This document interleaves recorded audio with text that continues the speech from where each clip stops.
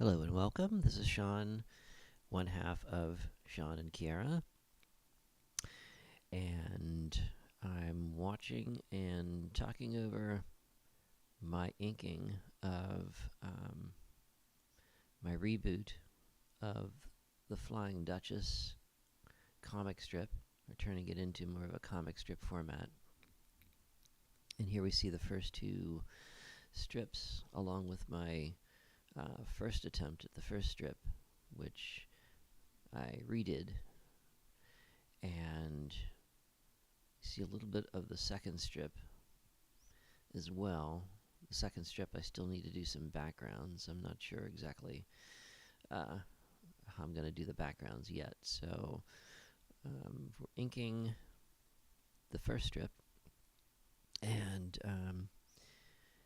I do my panel borders using a Micron Tech pen. I think it's the 08 size, and I like to use these see-through rulers. I use them to measure out the gutters really fast.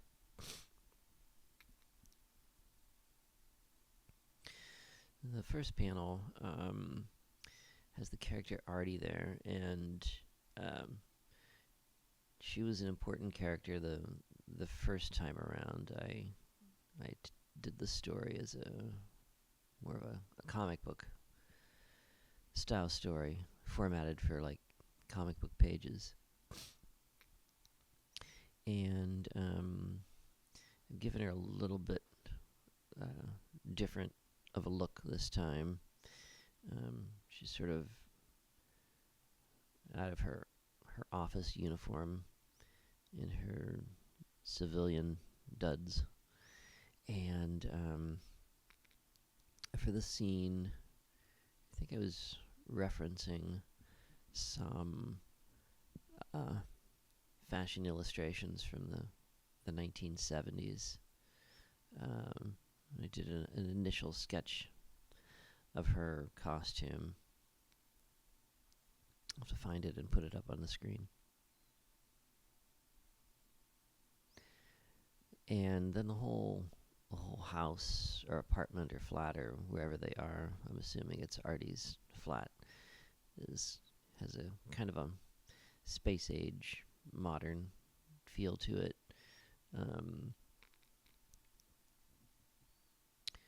When I did the story before, had more of a, not a steampunk, but definitely kind of a more of a Victorian feel to it, I guess, in its style.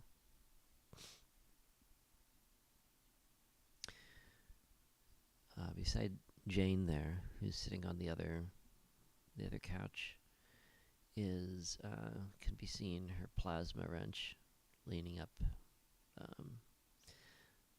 against the couch beside her. And this is something that I just have her carry around. First time around, I explained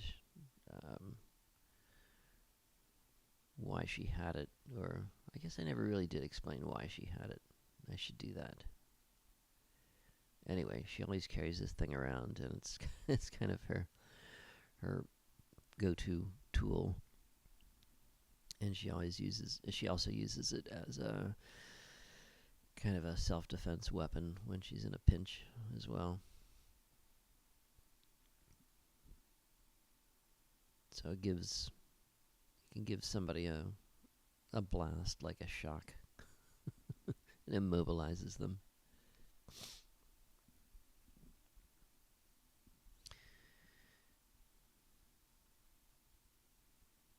And Jane, I've given a different look as well. They were both these characters had they had sort of work uniform before. I had them being employed by this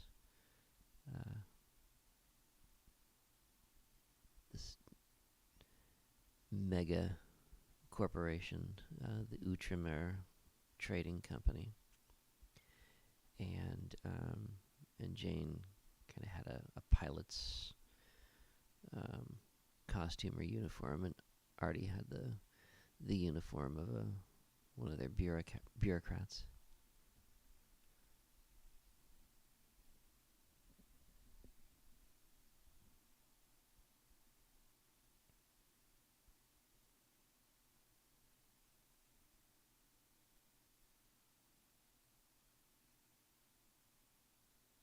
I'm using a Hunt 102 nib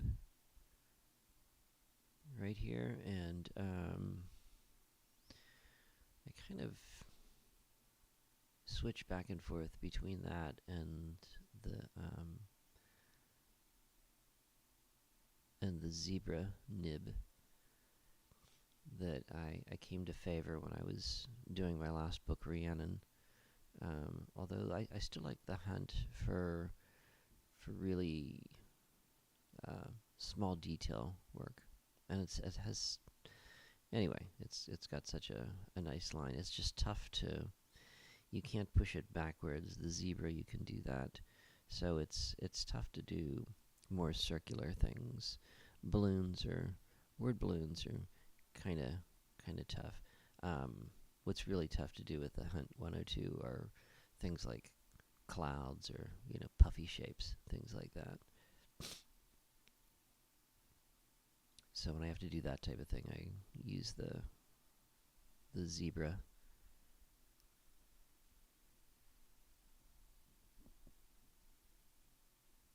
And then I have a straight line nib that I use for. I actually use that to. Well, here it is. To when I'm filling in the black, go around the edges and get them really tight before I go in with a brush, or sometimes I just use it in place of the brush.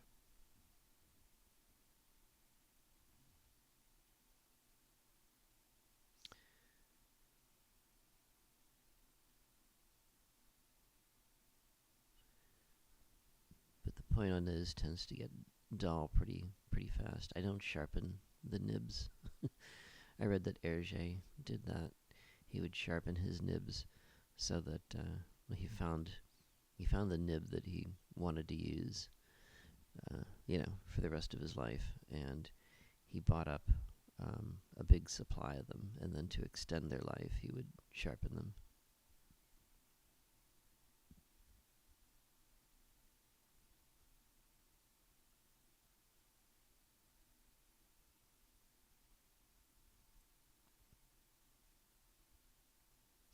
And this is just Winsor Newton Indie ink, drawing ink.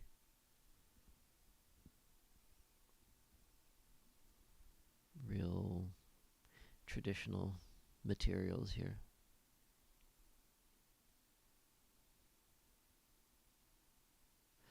And the Bristol board has held up pretty good. I was afraid when I went to ink this, because it was pretty old. This piece of Bristol board. I'd started the original strip I'd done months ago. It's been sitting there, and actually I've been really slow on my drawing recently, and so a lot of the pages will sit unfinished for months, and then when I get to the inking, I'm always afraid that the paper will degrade or something, and when I go to ink, it will bleed. And I've had that problem a lot recently with the ink bleeding on the page, even right off the pad. I've had a few bad pads. Although this one is this one seems to be a good pad. The lines are staying pretty crisp.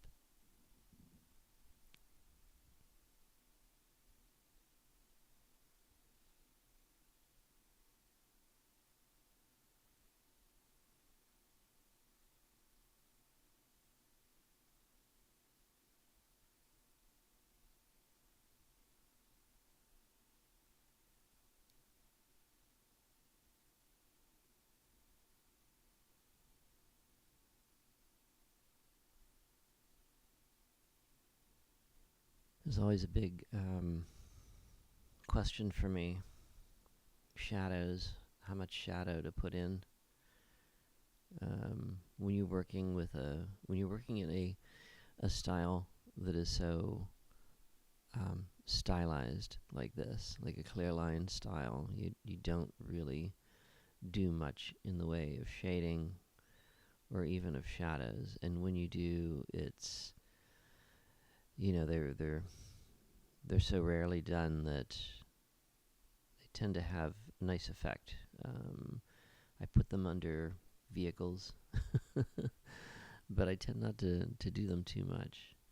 Here I put them under the couches, and here I'm doing a bit of hatching in the background, which I normally don't do, but I'm thinking that this strip is going to be black and white, so I kind of want there to be more ink on the page than normal, more black spaces, which is another reason why I'm giving parts of their clothing over to solid blacks. It just makes it more interesting to look at when it's not in color, and it brings out the shape of the forms, whereas you can leave that for the color to do if you're using color. And so a little bit more attention to shadows here, but shadows are, I mean, if you ever really, if you look at, just sit in a room where you have multiple light sources, light coming in through a window or light coming in from an overhead lamp or a light fixture or a lamp somewhere, and look at all the shadows that are being cast, and you could go bonkers just trying to figure out how to draw them all, and of course you can't. So I was just using some whiteout to put some highlights on Artie's boots. I wanted to give like a kind of a leather-like highlight. Or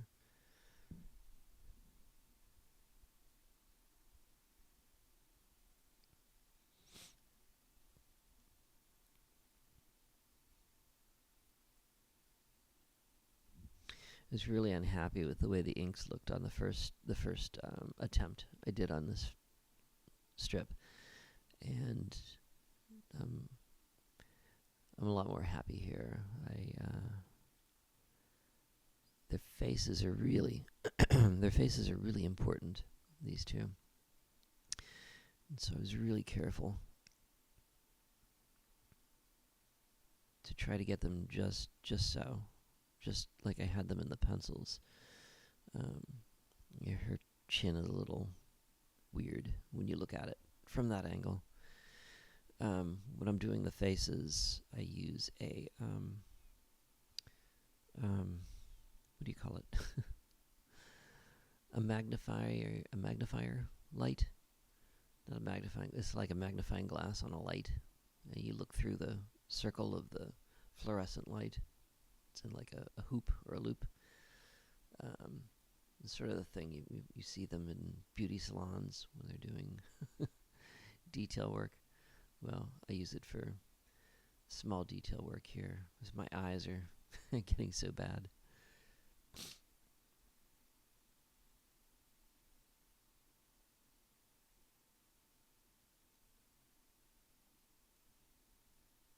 Which makes it hard when I'm trying to film some of these drawings to get the camera on my phone positioned in a way where I can see what I'm drawing clearly and not have that lamp sticking in the corner of the frame.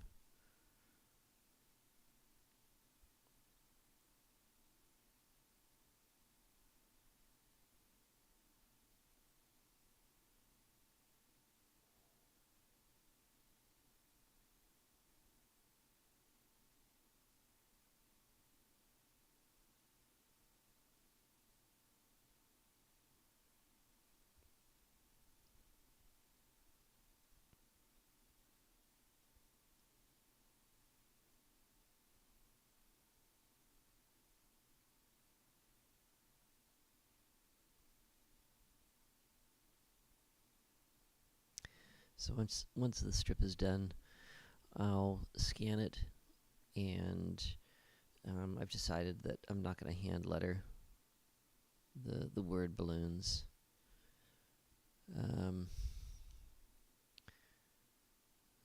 I really like to do hand lettering, but I haven't gone back to it yet.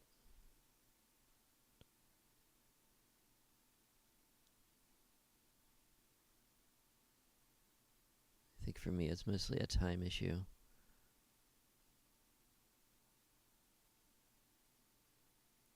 And I'm not always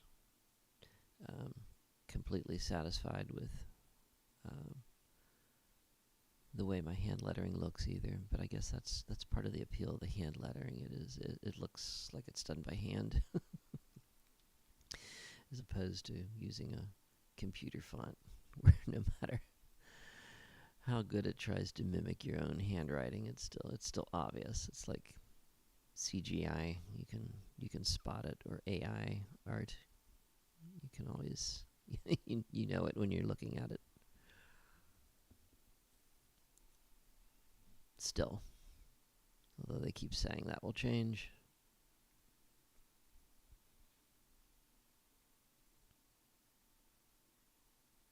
I wonder about that. I wonder if our eye will always adapt to things like that.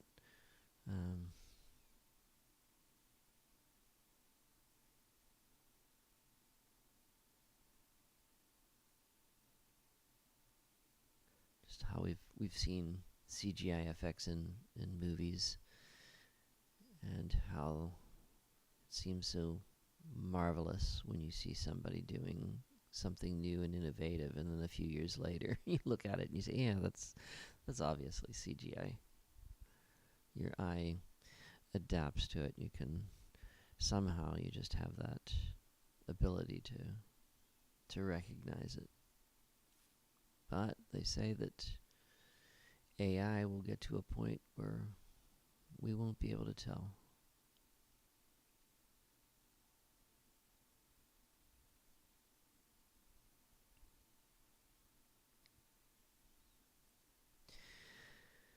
Some of the music that I've posted on my YouTube channel, I got a comment recently, somebody asking,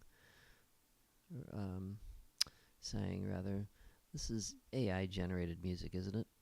I said, no, I recorded this in my bedroom years before I knew that such a thing was possible, to create AI or any of that became available to us.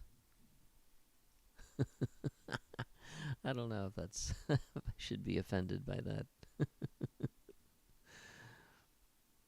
The music just sounded so, I don't know what they were trying to say, generic maybe.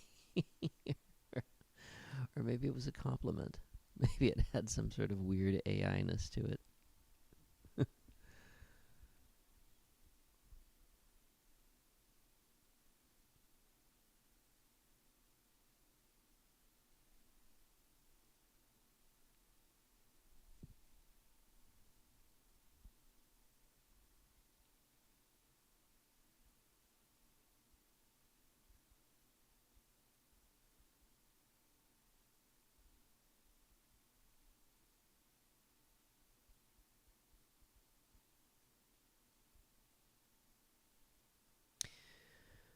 Okay, we're nearing the end of the strip. We